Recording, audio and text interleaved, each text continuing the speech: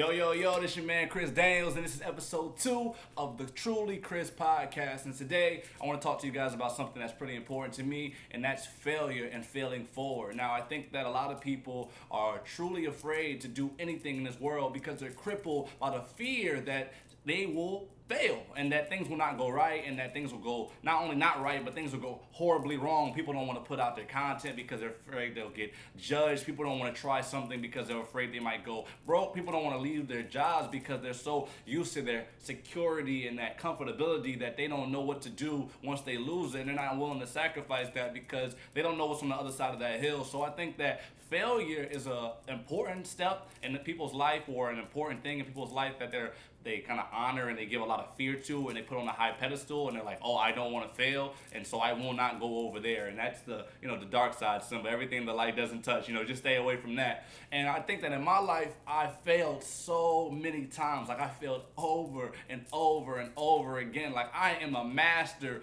at failing because I've tried so many things and they have not gone the way that I intended them to go, that I think that it's kind of given me some real good clarity basically about how I'm gonna go forward and what I'm gonna do. And I'm not saying I have it all figured out. I just think that failing and being willing to fail was really, really important in my life. And so I just kind of want to tell you guys about so many things that I do, because I think that sometimes online people are like, man, you do this and you're doing this well, or like, man, how do you just put that together, or like, how did you come up with this, or like, or why are you not afraid? And it's kind of like, well, I failed time and time again. And so this little bit of success, or this little bit of fun that I'm able to do with my passion, it came at a price already. I paid some of that price already.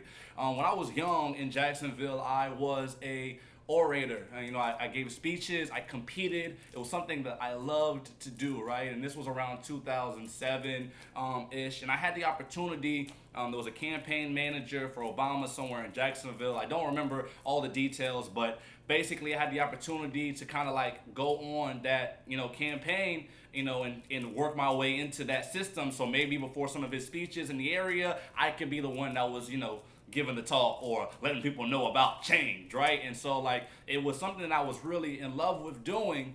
But then my dad, he kind of came up to me, started talking about being a manager, and I was afraid of working at what I loved. I thought that if I loved it, it shouldn't feel like work. I felt like if I loved it, I should just wake up and kind of do it when I want to, and then I'll be successful off of that. I didn't have to turn my whole family into a business, and I didn't have to put in all the late hours, and my cousin Pat was trying to work with me. But I think that was my first true failure when it comes to my passions, because I had an opportunity in front of me, and all I had to do was be willing to sacrifice a little bit more of my time, to be able to sacrifice a little bit more of that fun in order to be able to really get what I wanted out of it. And I truly dreamed about speaking in front of auditoriums and coliseums of people, and I think that was an opportunity for me, and I didn't take it. I was so afraid of failing. I was so afraid of it becoming this strong business that I couldn't control, that I basically let it go, and I missed a big opportunity. As you know, Obama went on to win and become president and blah, blah, blah. And I'm not saying that I would have just went all the way, but I think that experience would have been life-changing for me. It already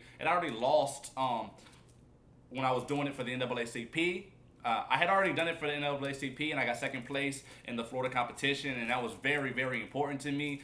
Even though I had lost, I had gone so far. I was able to go to New York, so it was something that I was truly talented at, and I think that I should have done a lot more with that. And I think that the failure of or the feeling of failing haunts me to this day, because there's so many times that I just wonder where I could have been.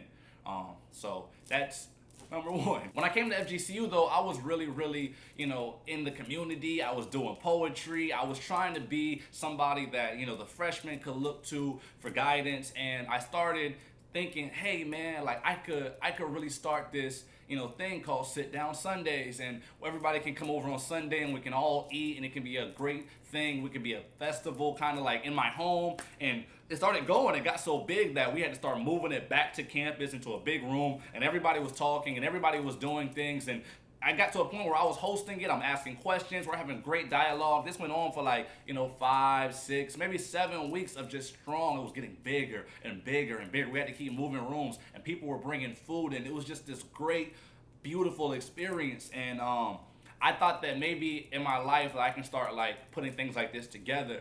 But quickly the pressure of like coordinating and putting things like in line and writing things down and having a plan. Like I didn't want anything to do with that. So I had ran into another point in my life where I was afraid to put more or give more of myself to a thing that I thought that should just be beautiful and carefree. And so this is another part of my life where I had learned that anything that you do takes work. Like it takes a considerable amount of work. And I kind of like pushed that, whole event to somebody else, and it failed, unfortunately. And I think that the school really could have used something like that for the students, and I think that the school really would have appreciated it if it was still around. And I blame myself for the failing of that, like for just like not taking on the mantle. That's a big part of it. Like, when you're afraid, you basically just give up on yourself, and you just tell yourself that you can't do it or it's too much. And so there were all these people that were coming in and they wanted to know what we're going to do and what we're going to talk and how are we going to have action and how are we going to change things. And I was like, oh man, I was just trying to, get everybody to laugh and joke in the room. And I think the pressure got to me, and looking back, like that was just an amazing time, an amazing event. And I just think that we should have done, it should have kept going, and that's kind of on me. Failing's in my DNA, man. Like, this is not the only time that I've done a podcast. Like about 2 years ago, I started a podcast with two of my closest friends, Justin and JC. And I thought that this was gonna be, like it, like, I'm a big fan of the Joe Budden podcast. I always wanted a chance to like show people what it felt like to hang with my friends. And it was really on me to like, organize it and put it together. And I just dropped the ball, really. I started putting some content out, but I started looking at the numbers. I started looking at the, the views, and I realized that, oh man, people are not paying attention. People are not paying attention. It's not good. And even though I had 4, 5, 6 people to say, yo, I'm listening to it. It's good. Keep it going. Keep it going. Like I wanted it to be sky high. So like I was feeling like a failure. Like I had put out 4 or 5 episodes, and I was like, nobody cares about this. And so I just stopped doing it. I just dropped it off. And that just puts gives you a bad reputation, basically. It makes people basically say, hey, this guy starts and stops things. He doesn't finish what he started. And you can't even get to the end of the road if you're not willing to put in a lot of time into it. Something that, Gary Vee talks about is like that. People are so impatient. We want to see the results right here, right now. We want to be popping. We want to be the best. We want to be on top, but we don't want to go through anything. And we don't want to just like serve the passion and serve the need. So like I truly was just waiting on this big burst up of like attention and like popularity, and that wasn't coming, and I jumped out. And when I look back, it's like that's not how it works. And so something that really gave me was the idea that if I do this over and over and over again, I might never see 1 million subscribers. But the first part is, what are you doing it for? Are you doing it for you, or are you doing it for the views? Are you doing it for you, or are you doing it for the attention? Are you doing it for you, or are you doing it for the likes? So the first thing I'm doing this for is for one person to get one thing out of this. That's it. If you watch this and get that one person, I've already reached my goal. And then 2, I'm doing this for the long haul. I believe that in 5 years that I'll be able to look back and say, I started this podcast in the midst of a lot of people saying, done with podcast, or there's too many podcasts, and that this is going to be something that people are going to be really proud to see and proud to have, and just very like happy to have seen the transition. So I'm documenting this journey of freelancing, and that's what's really important. And then back then I should have thought about how I was documenting our friendship and documenting like what we were about to do and what we're about to embark upon, instead of thinking about who's viewing and how many viewers and why are my subscribers not going up and why do I have 2 dislikes and all these things that just don't matter, like don't matter at all. So basically I psyched myself out, I quit it, and all that potential, it just died with me. It didn't die. Nobody shut me down. I shut me down. And so you gotta understand that if you want to do something, it's not just going to come all at one time. It's not just going to work when you want it to work. That's just not how things work. And you got to be willing to put in an immeasurable amount of time, sweat, and dedication in order to reach the end of whatever goal that you seek. Now, a big thing in my life, and it's something that I think that most of the people either listening to this or who follow me on Instagram, Twitter, whatever, they know me for, was that I was a musician. I've been, making hip hop music since I was in 9th grade. I used to go to my friend Clarence's house, when his mom would be downstairs, we'd go in the room, we put our little mics we stole from the high school together, like those little things that stand on stands, and we just rap in them, and we thought that we were gonna, really be somebody. I remember writing my name all on, CDs with black Sharpies and passing them out in school and thinking that I was about to be the next thing. Like, I was just so excited. This is during the age of Boosie and everything. And everybody had mixtapes. I just wanted to have my own mixtape. And I remember watching people throw that in the trash. I remember handing it to somebody, like, yo, man, check me out. He's like, oh, yeah, yeah, yeah. And I'm walking away. I turn around and I see him, like, throw it in the trash. And I'm like, dang, like, and so I kept going though, like I kept going, but I was failing. Like, I wasn't doing well. Like, I was rapping, like, and I was showing people what I could do, and I was getting heckled, and people were telling me to stop and to focus more on my poetry that I was doing was written, but they didn't want to see me do music. And so when I came to FGCU and I started doing music, I built a studio and I thought I was gonna be the music guy, and I met so many people, but people weren't paying, and I wasn't good at being like a businessman, so I wasn't good at like requiring people to pay, and I wasn't good at like getting people their things on time, and I didn't know how to like strategize and like make sure that I was really doing things. So I was failing, like, and people were laughing at what I was doing. People were thinking that it was a joke, and I thought I was a joke. So basically I shut it down for a few years, like, oh man, I can't do this, and that was the wrong thing to do because I wasted so much time.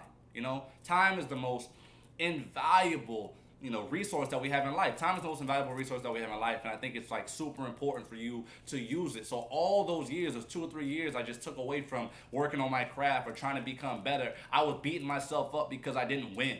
Because I wanted to win in a year, because I wanted to become the next Lil Wayne. I wanted to come out of my dorm and change the game. I wanted to be all these things instead of like thinking like this is for the long haul. Like, this is something that I have to work towards. This is something that's not just easy. If you want to live a life that 1% of people get to live, you have to do what 1% of people are willing to do, and that's grind and sacrifice. And I just wanted to be loved. And so it's about what you want to get out of something when you go into it. You can't just want to get the fame and the love, because that's not what comes. So I failed. People laughed at my music. People trashed me. People disliked me. People unfollowed me. People told me that my mixtape was garbage. I put out many, many projects over this time. And no, it's almost kind of embarrassing when I'm talking to you guys about it now, because it's just like, man, like, I really believed that I was going to be this guy, and I was trying, but I was failing. But until sometime about 2 years ago, basically I met one of my good friends, Eddie Rock, and we started doing music again. And not to toot my own home, but within like a year and a half, we had become some of the like biggest named artists in this area. And that's because when I was doing stuff, it was like I was already used to failing. Like, I already knew what I did not want to do, which was quit. I already knew what I did not want to do, which was waste time. So I learned an immeasurable, I keep saying that because it's immeasurable what you learn from failure. You have to fail forward. So like, basically I was like out there in the streets, and they're like, man, I see you everywhere. And that's because I had already learned what not to do. And what you don't do is sit in your room and cry about why you're not the greatest. You sit in your room and cry about why you never made it. You sit in your room and cry about why you're not getting views. And so I was just working harder than everybody else. And that was the first time that I truly understood that if I just work super hard, that if I just grind super hard and I just don't stop and I don't look back and I don't look around to the side of me to see what everybody else is doing, that I can be further than I ever thought I could be. And so I just kept going, and we put out projects, and we were like having a great time. We were always in the studio. And then, last July I had this big concert, and 200 people came, and that might be a little bit to you, but that was a big thing to me because they all came, they paid, and I did this concert, and I got standing ovation,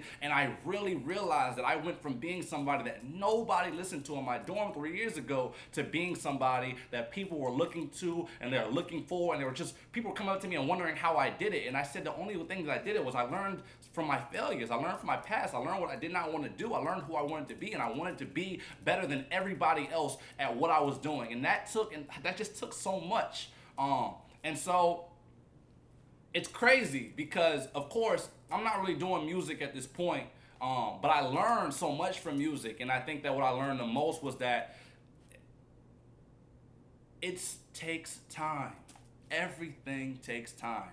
And so, and I used that when I picked up the camera. I picked up the camera because I really just wanted to help my music career. I picked up the camera because I wanted to kind of film myself and, learn how to like create content kind of like this so I could start like really reaching my audience. And what I learned was that I could grind the same way I was grinding with my music, with this camera. I could be about the community the same way I was with this music, with this camera. So like, I had already learned all these lessons, failing forward. I failed. I started the podcast. I tried to be an event coordinator. I tried to be a video game creator before. I tried to be a poet. I tried to be an orator. I tried to be all these things. I tried to create content and be some kind of social media guru. I tried to be a motivational speaker. I tried in relationships, and I failed and failed and failed. I tried over and over. I wasn't a great student. I tried new things all the time. You know what I mean? I tried.